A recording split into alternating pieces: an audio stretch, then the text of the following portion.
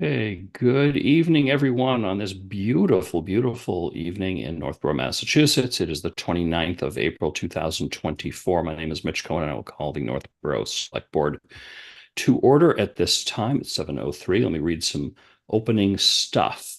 This open meeting of the Northborough Select Board is being conducted remotely, consistent with the Chapter 2 of the Acts of 2023 relative to extending certain COVID-19 measures adopted during the state of emergency. All members of the Northborough Select Board are allowed and encouraged to participate remotely. This act allows the Northborough Select Board to meet entirely remotely so long as reasonable public access is afforded so the public can follow along with the deliberations of the meeting.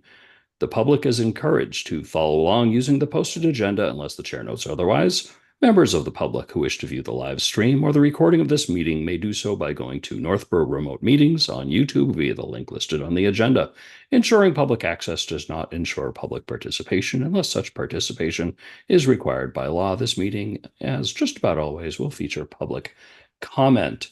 I'll make a couple of quick notes that this is a special meeting of the board. Normally, for special meetings, we don't have public comment, but we decided since it was the first meeting after town meeting, we would throw it on there and see if anyone had anything particular there. This is just a single issue meeting to talk about solar panels. And with that said, let me make sure everyone can hear and be heard in the order on my screen. Lisa Maselli, Here. Laura Zeiton, Here, thank you. Julianne Hirsch, Here. Christian Wickstead. Here. I'm Mitch Cohen, as I've said. I don't see Tim McInerney. Here it has just appeared. Hi, Tim. Can you hear us? I can hear you. Can you hear me? Excellent. We hear you. Great background there. Also joining us is Keith Lavoie from the school department. And we'll bring in his guest in just a moment. But before we get started with the main topic of the evening, is there any public comment if you are a member of already on the meeting and have something yes, Gene Cahill. Gene, I saw your hand go up and then went down again. All right, there we go. Gene, if you could identify yourself and let us know what's on your mind. Hi, I was a member, participated in the Clean Energy Advisory Subcommittee for the Regional School District, and I made comments at town meeting. I just wanted to clarify that I'm in full support of going ahead with this proposal. I think some people might have thought I was opposing it. I was just making the point that the difference between a power purchase agreement and owning panels is when you finance and purchase them as a municipality, you can get much higher benefit in the long term. So what my advocacy is for the town to consider using ARPA funding for a solar array because there are just so many reasons why it makes perfect sense. It's consistent with the intent of ARPA funding to help us through the pandemic. We missed several years of moving forward with climate during the COVID years. And the investment of, say, $1 million in ARPA funding would return back to the town. We would pay back the money that we spent on the panels within 7 to 10 years, very conservatively. That's we would probably earn it back faster. And we would then have free power generated from that system for 15 to 18 years thereafter. We would earn at least twice the money back that we invest. We are eligible for federal funding through the 2022 Inflation Reduction Act that would pay 30% of the upfront cost. And it would just be such a quadruple win for the town, local, regional development of our energy resources, cleaning our grid, giving our kids a more hopeful future. And so that was the point I was trying to make at town meeting, and I apologize. I think I stated it somewhat clumsily, and it may have sounded like I didn't support the PPA, but I absolutely 100% support you voting for it tonight. And just one other thing I wanted to make as a public comment was to be updated on what the Northborough Power Choice process will be, how the board will hear public comments and what the next steps will be. And maybe that's the topic for a future agenda. And with that, I would just advocate that we have a much shorter town meeting, like 4 hours, not 14. Thank you very much. You and me both, Gene. I'll quickly answer the question on where we are with the Northborough Power Choice, the aggregation process. So we had our public hearing back a couple of months ago. We got a lot of good input. We tweaked the contract, if you will, the language that we're submitting to the state based upon that. We've now submitted that to the state. And the next process is we're just waiting for them to do their thing, which we know will take several months. So there's nothing that the board or the town has on our plate right now until the state responds. So that's where we are with that.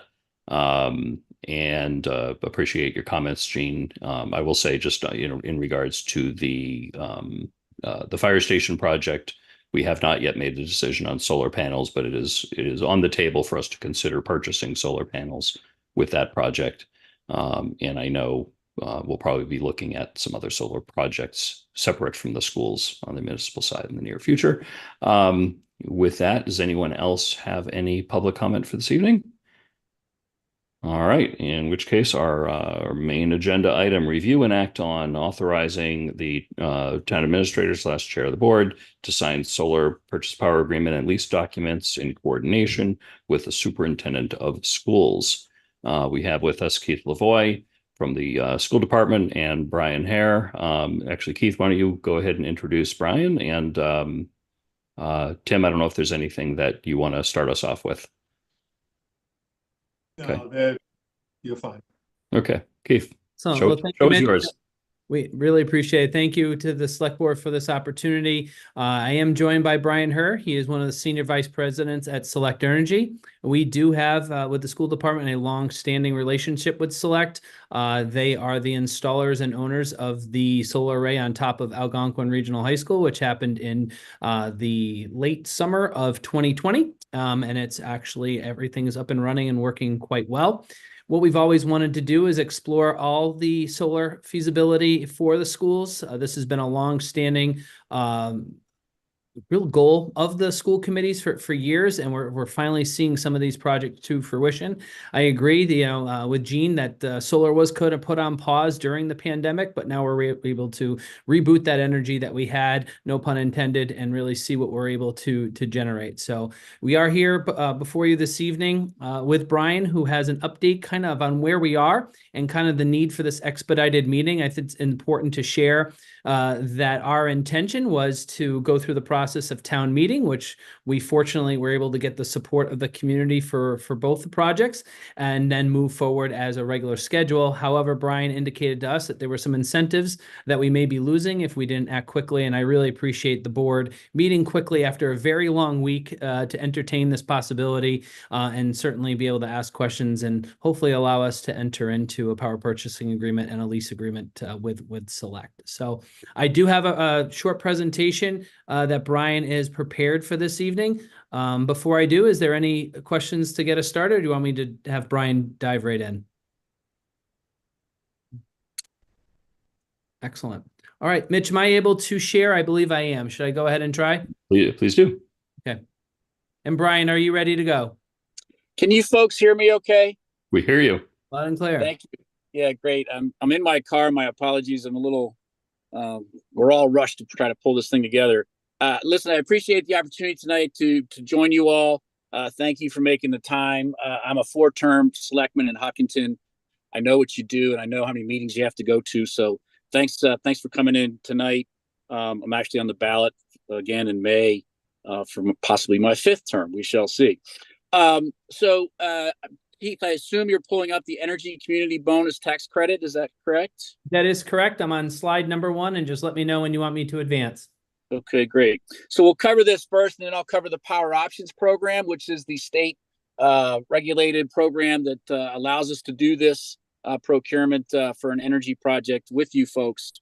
As part of the overall financial package of putting solar together, whether it be on your house, or you do it on a school, or you do it somewhere else on a business, what have you, there's a big investment tax credit, or an ITC, offered by the federal government for all solar installations across America. In certain communities, they've put together what they're calling an energy community bonus tax credit opportunity. And these communities, it's a fast evolving process, and we'll show you in a couple slides here what's going on.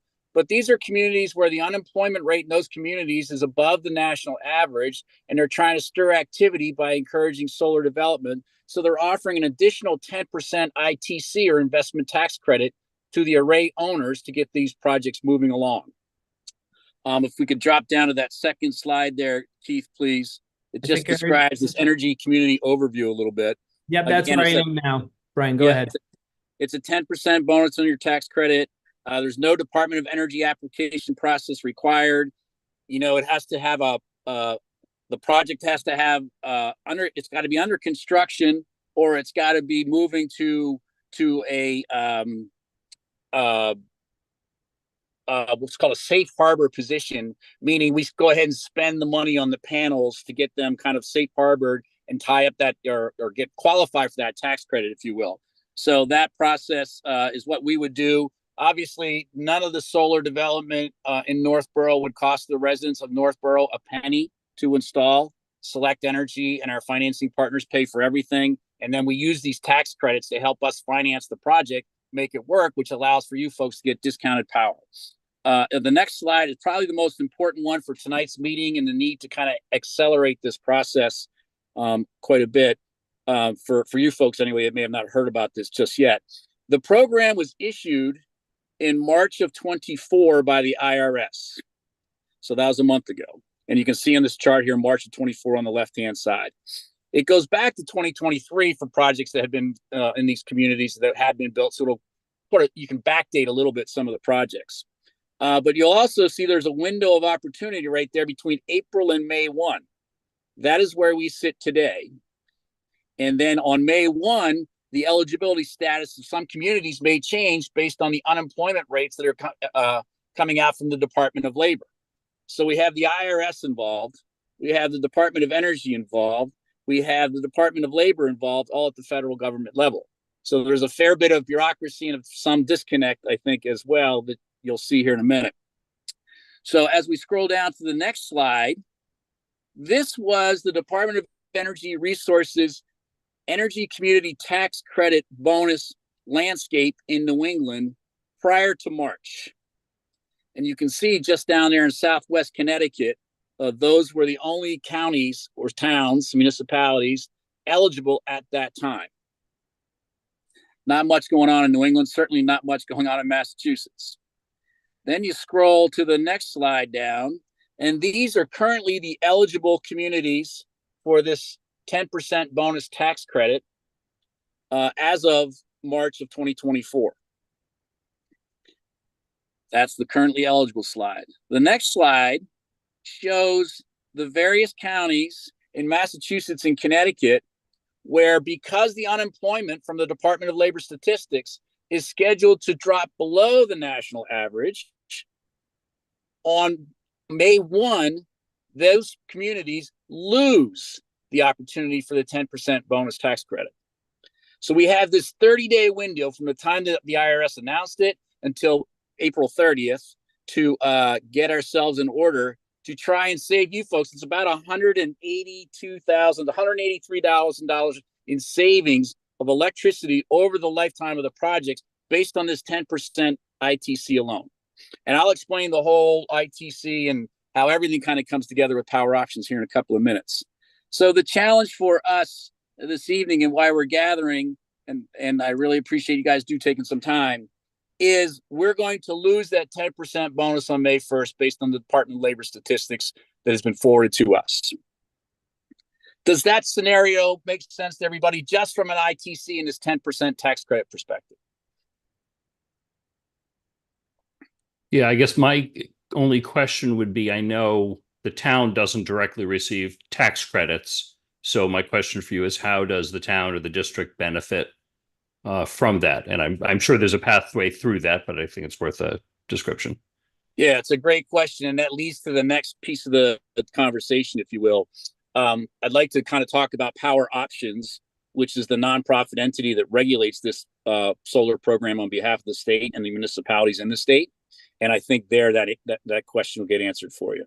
And I'm sorry, folks, I can't see everybody's names on my phone here. It's a little small, so I'll stay fine. away from calling everybody the wrong name. So we have this tax credit situation with an additional 10%. So as I mentioned early on in the conversation, the federal government, the IRS, offers a 30% tax credit for array owners across America. In addition to that, there's this 10% bonus tax credit we just talked about for certain communities for a certain period of time, and then it disappears. And we're back to 30%. Okay.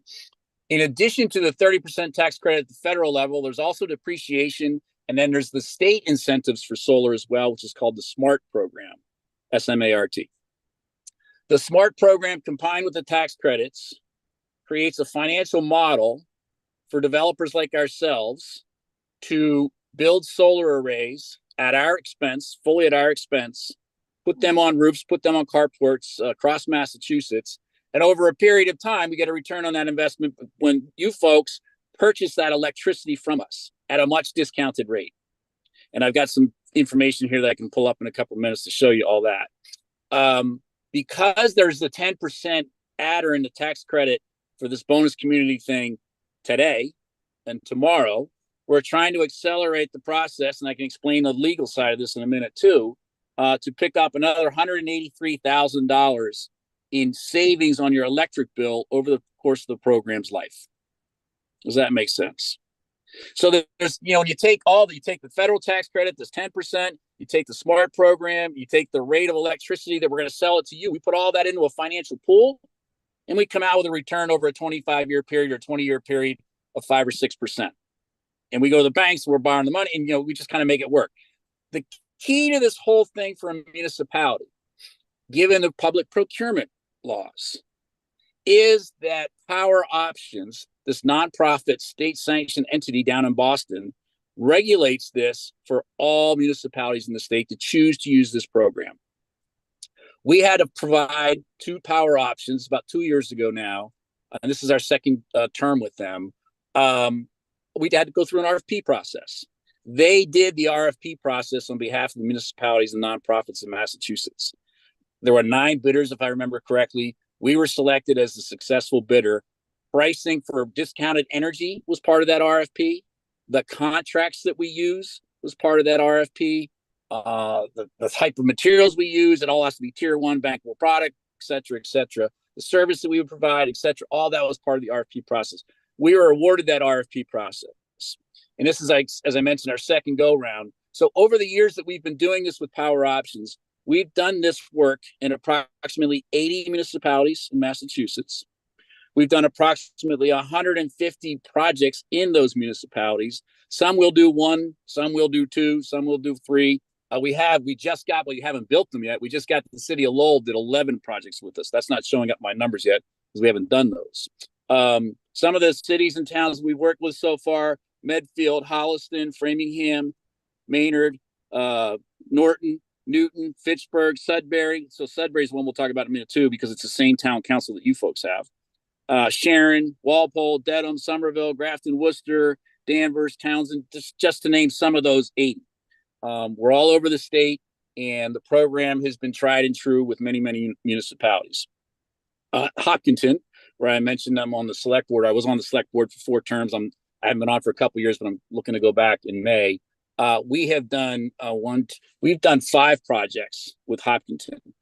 All those projects, by the way, as soon as somebody says the word solar, I get up and run off the board. So I have 0 conflicts of interest with the town of Hopkinton, where I live and where I work. But Hopkinton has also been a big proponent of the process.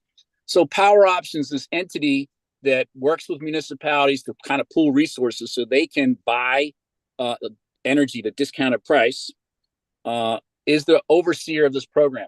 Every project we do with them, all 80 of those projects, even though we got the RFP, before we can build anything, before we can even put the contract out to you folks to take a look at, Power Options looks at it and makes sure that all the numbers we're quoting to you folks for energy consumption for your purchase price is in line with the Power Options program pricing that got us the RFP in the first place.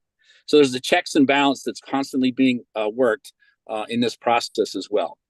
All that comes together so that the town of Northborough doesn't have to do an RFP, doesn't have to get legal involved for all kinds of different contractual negotiations, things of that nature, doesn't have to worry about spending any money, and can go green and can buy electricity at a cheaper rate. And that electricity that it's in this program is fixed for the next 20 years.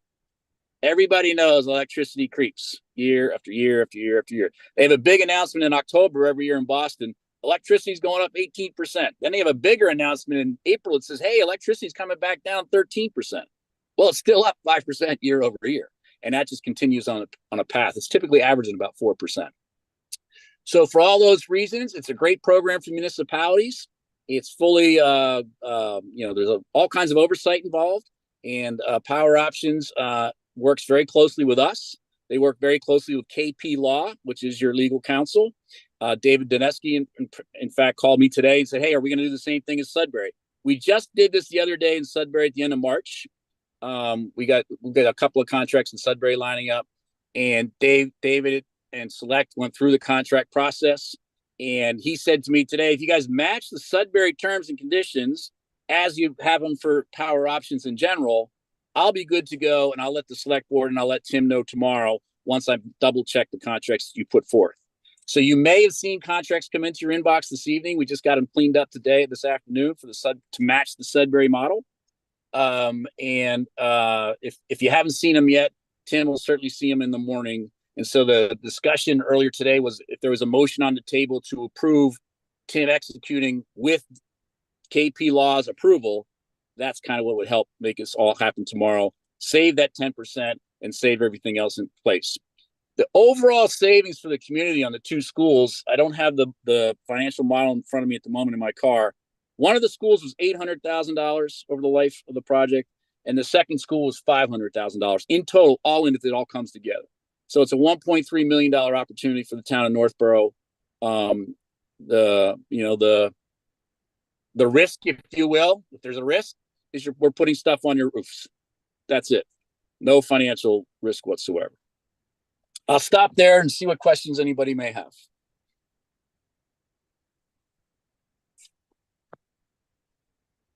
I'm speaking while muted. Before we open up to questions, Keith, is there anything you want to add before we ask the board for questions? No, I think honestly, Brian did an outstanding job of placing it all together. One thing probably worth noting is as we were exploring the different projects, this was part of a heavy review process. This didn't all just start in March, for us. We had been investigating these for about a year or so, making sure that the conditions of our roofs were capable of handling the arrays. And that's what we have put forth for the proposal this evening. One of the ones that is not on for contract at this point is the Z School, because the Z School right now is a candidate for the Massachusetts School Building Authority Accelerated Repair Program. And we did indicate that it is solar ready. So once we are able to get a new roof for the Z School, we would hopefully be engaging the same type of contract to benefit from that brand new surface on top of Z. But before then, we're looking at our new roofs. One is at Proctor, and the second is on the metal portions of the Lincoln Street School, which was renovated in 2016. Thanks, Keith. Questions from the board? Okay, I've got a few, and hopefully I can even see them because I've got no light, too much light. Looking at the contract today, so I'm just going to throw out some, hold on while I get my flashlight. Silly me. Okay, here we go. All right, so the first thing when I was going through the different pages was that this is going to be a 20-year program. Obviously, there's 5 year. You can have one extension for 5 years. So, like at Algonquin, you've already had how much time at Algonquin? Since we turned it on, we went active in the spring of 21. So we're just coming up on our 3-year anniversary of being active. Okay, and you may be the first ones then to try that 5-year extension, I would imagine. Maybe. Okay. Ownership of the facility. Who has ownership of the facility? Now we have a landlord and we have a tenant, and it seems like the tenant would have the ownership of the facility. Is that correct? And what part of the facility do they have ownership of? I think you mean ownership of the panels as opposed to the school, right? Well, it doesn't specify that. I'm just reading from the contract. So that's a pretty vague remark that, it's just kind of an interesting aside to get that information. Okay, so if if I could answer that, I just searched for facility in the contract. The landlord it's in ownership of the facility is the section. Landlord shall have no right, title, or interest in the solar energy facility, in parentheses, the project or any component thereof. So I think they're talking, at least in this section that I'm finding here, the solar energy facility. So the panels and the equipment related to the panels. So that's pretty much, is that right, Brian? That is correct. Yes, Select Energy and our investors would own the facility, lease the rooftop from you folks, provide the discounted power.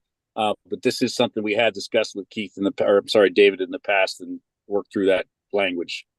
All right, so basically, facility is where the panels meet the roof. Well, the solar facility is everything from the ballast trays, which is the weighted trays upward to the panels itself, and all the controls and equipment on the side of the building. Everything else would be the facility, I guess, of the building itself. Yeah, we don't own the roof, but we own everything atop the roof. Okay. We go down, right, read some more of my questions.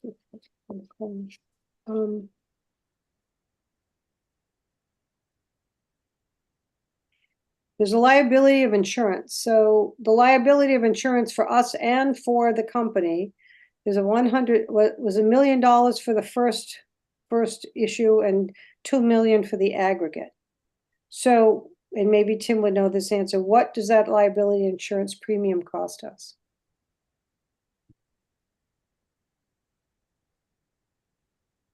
I just sent this to the insurance company today, so I don't know the number of it, but it should be back, I'm hoping tomorrow or by Friday at the latest. That's just for the building. The apparatus that's on the roof is insured by Select or Brian, is that true? That's Your correct. Yeah, apparatus is insured by you. we fully insure the asset ourselves that we own. Yep. Okay. And we pay for all that, obviously. Then I was looking at the chart that you had that showed the different years, 1 through 20, and the amount of savings, I guess it was. Yeah. So we're looking at what, if you have per year, kilowatt hours, I guess it'd be per year is 8,736, if I do the math correctly.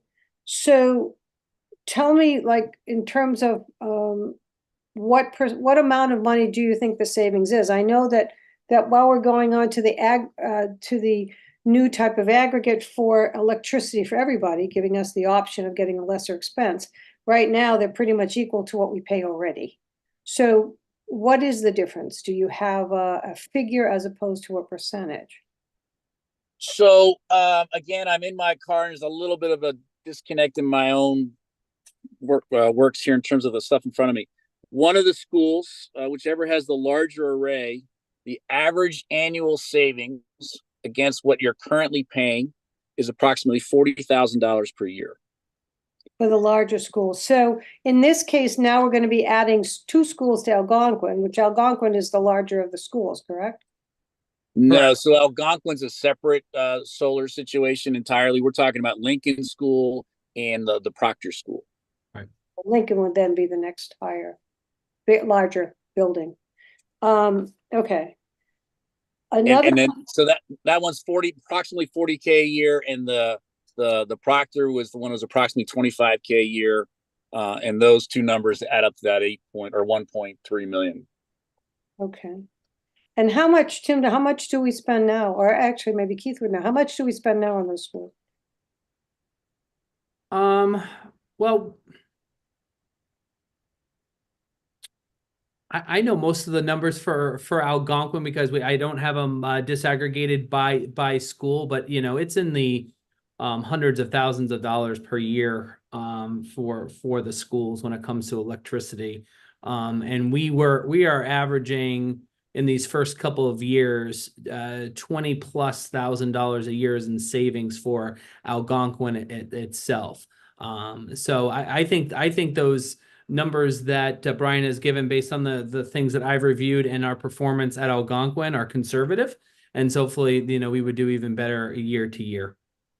Okay. That's a great point because Power Options encourages us to be conservative so that nobody's disappointed down the road. I can say this. I think your average kilowatt hour price in general is probably running around 20 cents a kilowatt hour, give or take.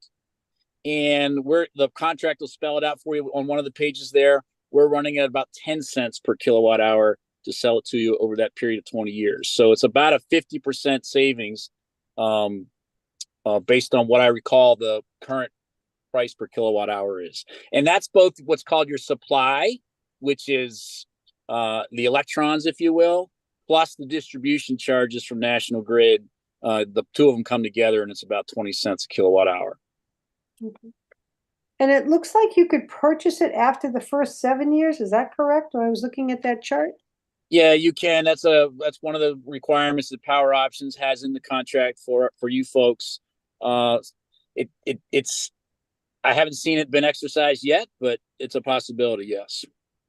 And is it in your estimation, is it something that is a wise investment, or is it better just to keep it as it is and make discounts on the actual material that we're using?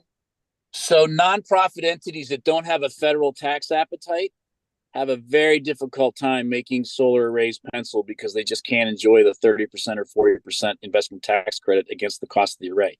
If an array costs $1 million to put in and you have a 40% investment tax credit or a tax equity partner that could use that tax credit like a bank, right? The array immediately goes from $1 million for installation down to $600K for installation. So not having that federal tax appetite makes it very difficult for nonprofits to realize a savings or realize a return on investment for solar. I can tell you there's one entity in Massachusetts that is a nonprofit entity that does purchase their own solar arrays. It's a very famous university in Cambridge, Massachusetts, with an endowment of $40 billion or some number like that. And those folks do purchase the arrays themselves. They like to own their array for various reasons. And they're not worried about the tax credit. We've done about 36 jobs to date with them, and they continue to purchase the array. They're the only nonprofit I know of in the state that's buying them. Okay, so we're not a nonprofit; we're a municipality, right? With no tax appetite, correct? And that basically that what you just said, that tax credit would never apply to us anyway. Correct. So then at any point in time, the municipality probably shouldn't purchase any of these if looking for a tax credit benefit, because Correct. we're not that. Yeah, there have been a couple of municipalities that'll buy a small one here and there just to own an array. But I think they've got a little excess money sitting around their budget somewhere, and they go out and they'll do that. But there hasn't been a major investment by any municipality in the state of Massachusetts that I've seen in the years I've been doing it. Okay. So if I could add a little bit to that under the Inflation Reduction Act that was signed a couple of years ago. There are opportunities for municipalities to take advantage of that by a direct pay process that's a little bit less than what a for-profit company would get, but it's still sizable. We learned that through the process of Brian, we're in the process of designing a new fire station. So we've been reviewing some energy efficiency options for that and the things we can get back there. So that's correct. The ones we have seen are using those funds. That's correct. Yeah. But those are different than getting an actual tax credit. That's just another allowance, so to speak. It's actually a rebate that you get from the IRS that we as a municipality could get. Okay. It's a more complicated process, and it gets calculated based upon how you're financing it and things like that. But it's to correct that missing link for municipalities that do want to purchase solar, but don't because they because it ends up costing more because they don't have the tax benefits. We don't pay taxes as a municipality. So they came up with this other way of doing it. Okay. Obviously, it requires the big capital investment up front. All right. So then I was looking at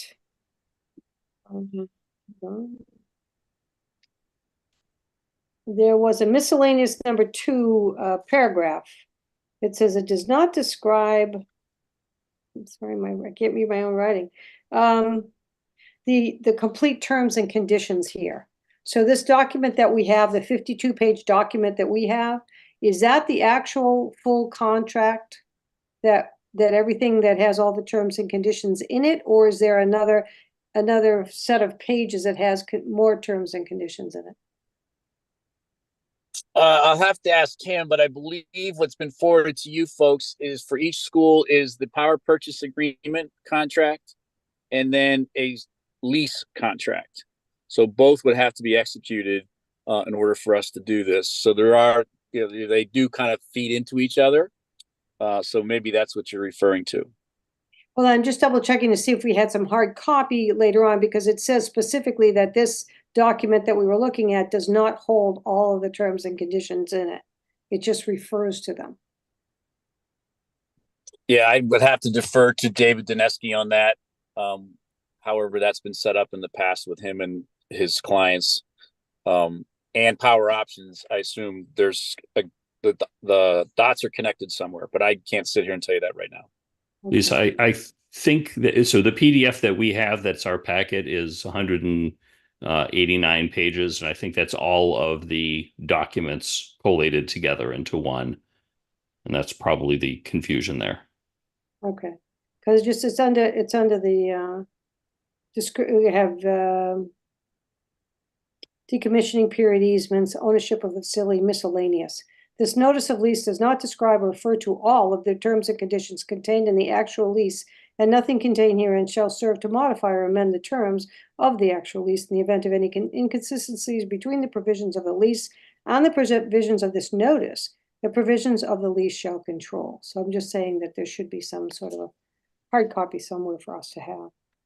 Yeah, there will be for all. If the notice of lease is in the packet as well, I can see where there would be some confusion. That's referring to this lease, which is the second document, with the PPA is the first document. So now I understand what you're saying. And then some of the other little questions that came to mind was, we talked a little bit earlier that the work is going to be done when school is not in session. Go ahead. That is the goal. Yes. Okay. So, and sizing of the schools, because Lincoln Street is small, bigger than Proctor. What happens if there's not enough space to put all the equipment and the trailers and such like that at the schools? Do you know what the answer for that would be, Brian? I'm not clear on the question. The arrays. Sorry, go ahead. Is there some trailers or something? We wouldn't put solar on trailers, that's for sure. Yeah, no, but just like as far as during the construction process, just like the interruption to operation, the usage of space and things like that while the array is being assembled. I just recalled, from Algonquin, it was quite minimal. There were a couple of trailers in one of the parking lots, as well as some equipment that was fenced off, and it was relatively quick considering that was a very large array that was put onto Algonquin. Gotcha. Yeah. So the process to install solar arrays is very benign. We'll show up. We do have a dumpster on site. We do have a porta potty on site, and they are on the ground. So there's a couple of parking spots right there. And then the weekend or the days that we load the roof with the solar panels, there'll be a lull there and a couple of other larger pieces of equipment to get the stuff up onto the roof safely. And then once the roof is loaded, then a lot of stuff just disappears, except that dumpster and porta potty, and the work is done on the roof primarily, and you don't see it. We've installed solar on school roofs when the kids are in session, and on many occasions, some towns want to do it, they want to get it done quickly. Others would prefer to do it in the summer, so we're flexible, but it's a very benign process once we get going. First couple of days are a little noisy, but that's it. All right, because again, my concerns are not Algonquin is a high school. They're pretty older. We're going to small schools. We're going to elementary schools. And so you run an elementary school that doesn't have a lot of security. Parents are now concerned about security and all the sorts of things that have been happening. And it's a serious concern for them. And, the workers, if we're going to do it during school hours, are the workers Cory checked? Are the workers, also having, are the cameras that were talked about being on site, would children be taped? Do you know what I'm saying? All the Yeah. concerns that we parents would have with little ones do come into play, because now we have a contract that says you do have carte blanche to come in and do your job. Yeah, So, everything's up on the roof. Everybody's Cory certified. Great point. That's a mandate for everybody. Even some schools, when there's no one in session, don't require that. We do it anyway. Yes. So there's no cameras down below pointing at any children at all. I actually was at a school the other day and I had to take a picture of the transformer outside.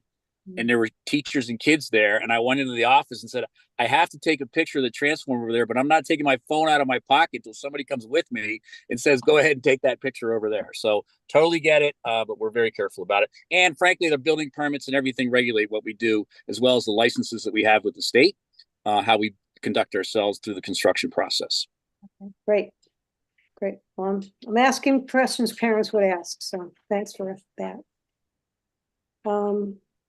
And I guess the only other one that I'm going to ask, and I'll let everybody else talk after this, is that the letter from Greg Martineau asks to have the TA, Tim McInerney, sign the contract, and the motion asks for the chairman to sign it. So those are two different requests.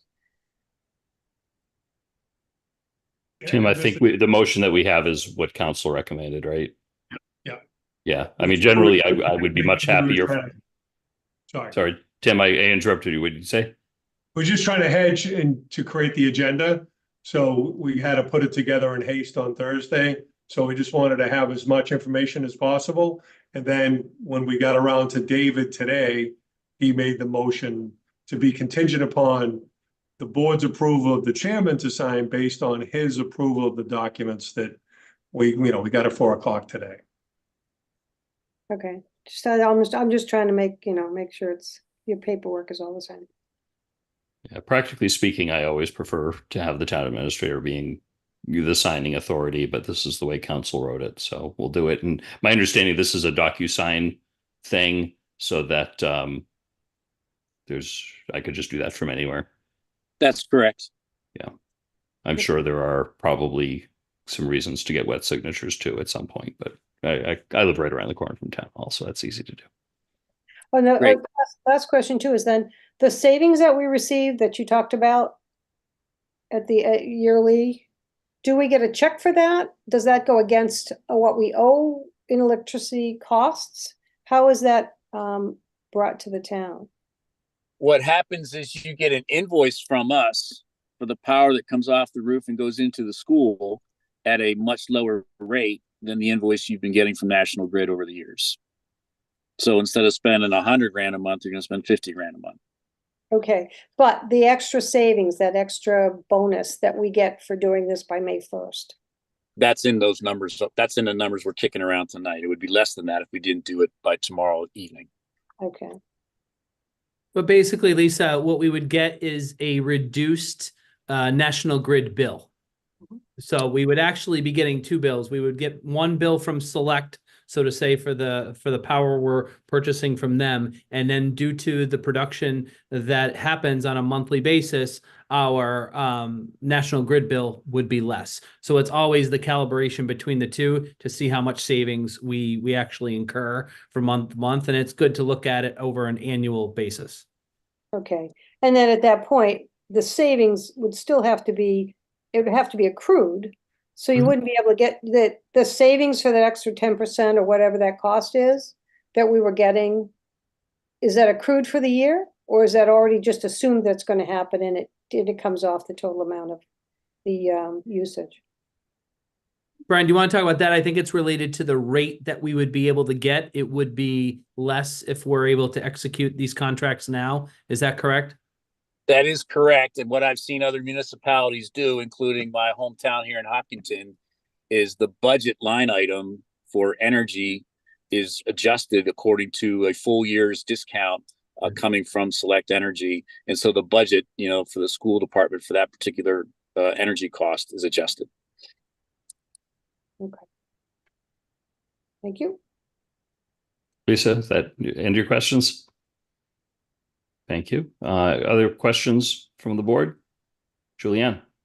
So I'm just wondering if over the course of the contract, over the course of the years of the contract, if there's like a significant improvement in any of the technology or equipment, does your company replace it, or are we, is what we get for the next however many years? So, as the owner of the solar array facility, we'll want to always maximize the amount of energy produced. It's just that there's an incentive for us to do that, because the more we can produce, the more you buy, the more we're selling you. You're saving more money, we're selling more kilowatt hours. It's a win-win scenario. Our service team, so our Select Energy has about 24 now journeyman electricians and apprentice electricians on staff, and we move around to our arrays all over the Commonwealth, and we service and maintain them on a daily basis to make sure that solar production is maximized. Down the road, if the technology changes enough that the expense of changing out there'd be a solid return on investment to change it, we would consider that. But we'd have to go to Power Options, who's the regulator of all this for you folks, to make sure that would be in order for them as well. So it's not a unilateral decision on our part, but the savings that you have there is based on the technology today. So it's a good question, because that technology will evolve over time. Okay, thank you. And I have to admit, I'm confused about who's signing the contract. Council has recommended that the chair sign it. That the chair sign it. Okay. Yeah. Good. Okay. Thank you. Subject to council's approval, of course. So I won't sign anything until our council says it's good to go. Okay. Thank you. Laura? I just have two questions. The Corey one, I'm happy to hear about that. Will your team be in the school at all, or is everything going to be outside of the school when they're doing the work there? So great question. 95, 98% could be outside. Maybe it's 94%. I don't know exactly where your electric room is and how we're going to be interconnecting, whether we're connecting outside at the transformer location or we're connecting inside in your electric room.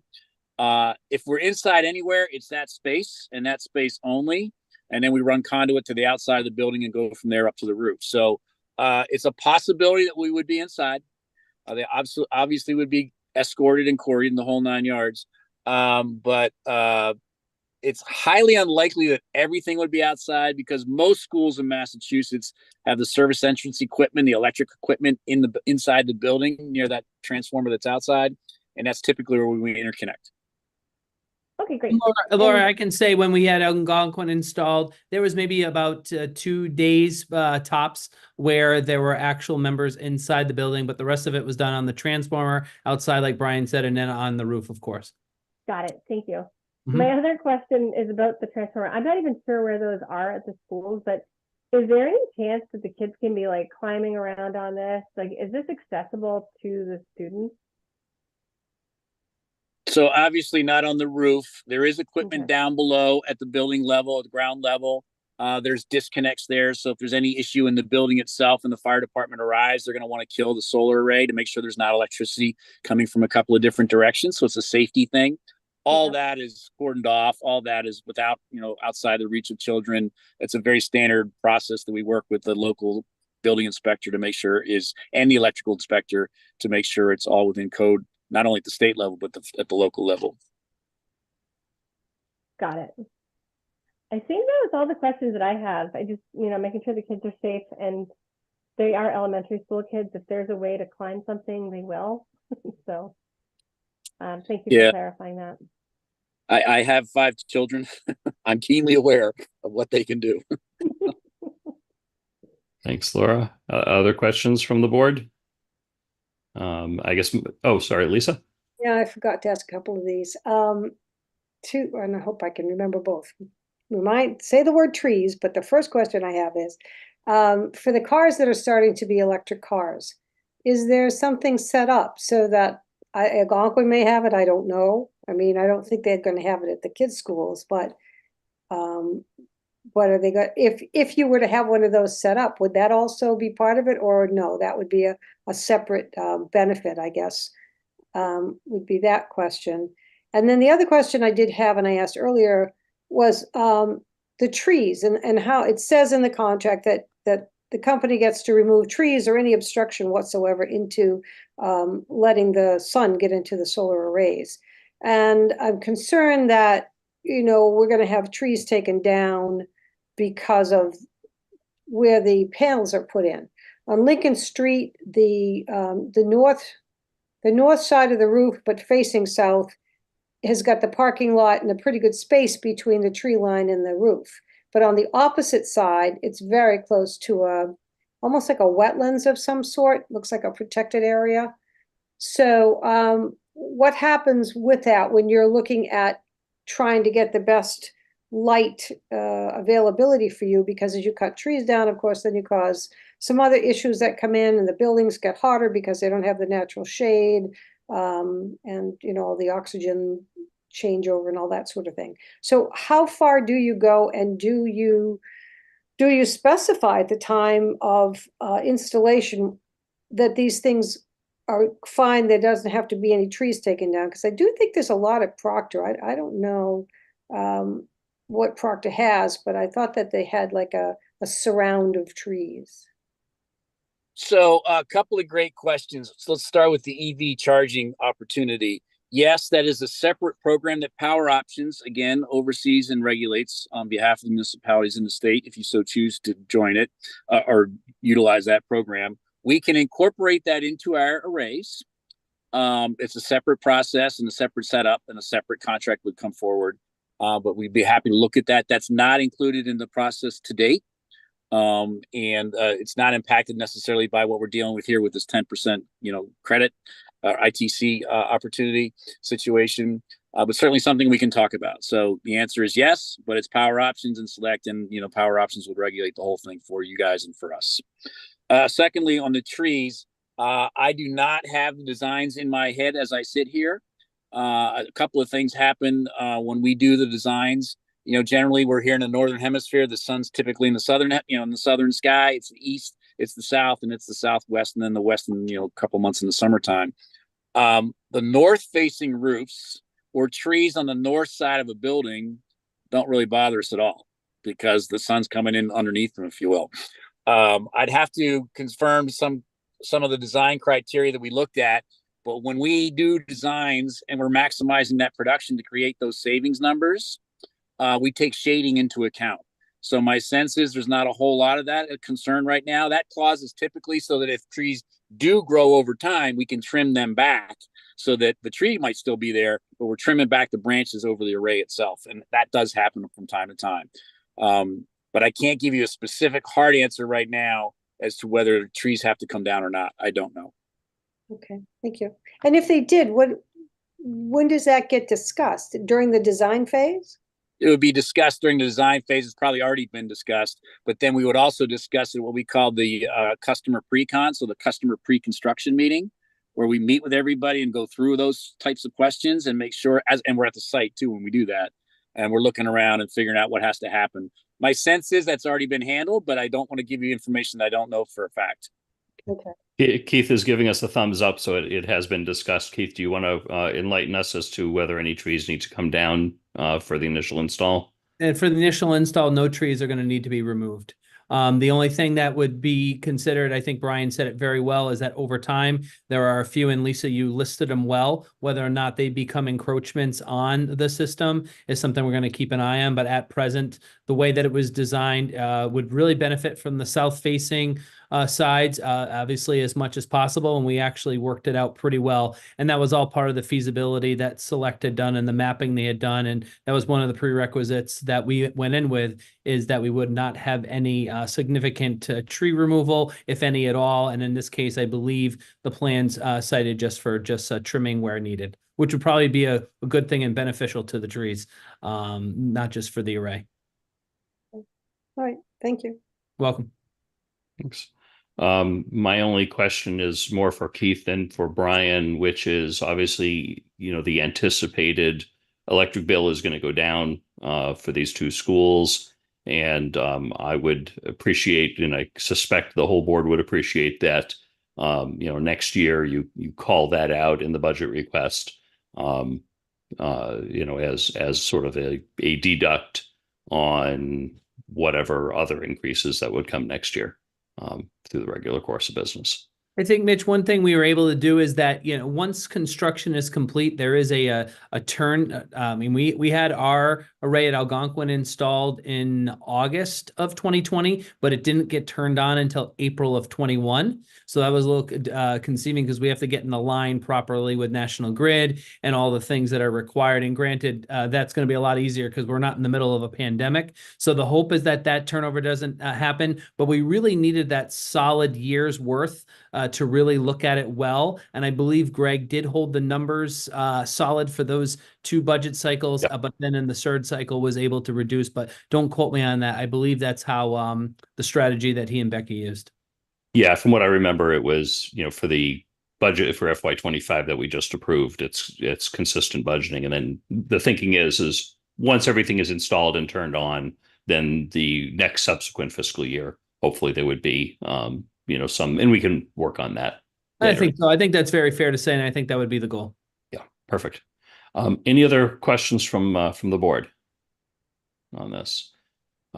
Tim, anything additional to offer us?